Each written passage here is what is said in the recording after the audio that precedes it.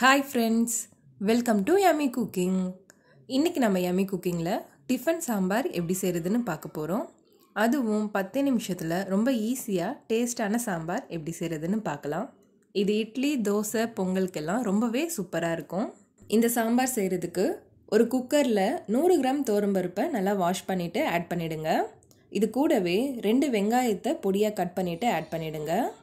அடுத்து 2 தக்காளியை கட் பண்ணிவிட்டு ஆட் பண்ணிவிடுங்க. இது கூடவே 2 பச்சை மிளகாயை கட் பண்ணிவிட்டு ஆட் பண்ணிவிடுங்க. 10 பல்லு பூண்டு ஆட் பண்ணிவிடுங்க. அடுத்து கொஞ்சமாக பெருங்காயம் ஆட் பண்ணிவிடுங்க.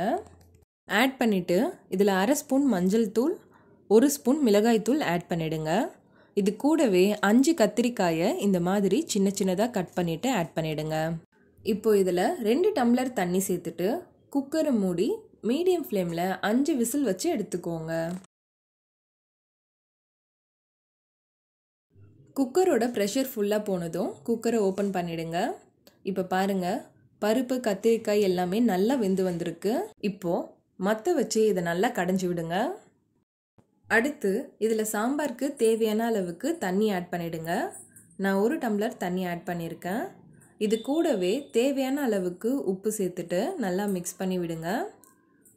இப்போது ஒரு கொதி வர வரைக்கும் வெயிட் பண்ணுங்கள். சாம்பார் கொதிக்க ஆரம்பிச்சிடுச்சு. இப்போ தாளிப்பு ரெடி பண்ணிவிட்டு இதில் சேர்த்துடலாம். அதுக்கு 2 டேபிள் ஸ்பூன் எண்ணெய் எடுத்துக்கோங்க. எண்ணெய் சூடானதும் இதில் 1/2 ஸ்பூன் கடுகு சேர்த்துட்டு, கடுகு நல்லா பொரிஞ்சதும் 4 காஞ்ச மிளகாயை கட் பண்ணிவிட்டு சேர்த்துடுங்க. இது கூடவே 1 கொத்து கருவேப்பிலை சேர்த்துட்டு இது எல்லாம் நல்லா பொரிஞ்சதும் இந்த சாம்பாரில் ஆட் பண்ணிவிடுங்க.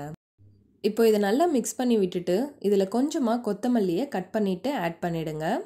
அவ்வளோதான், இப்போ நம்ம டிஃபன் சாம்பார் சூப்பராக ரெடி ஆகிடுச்சு.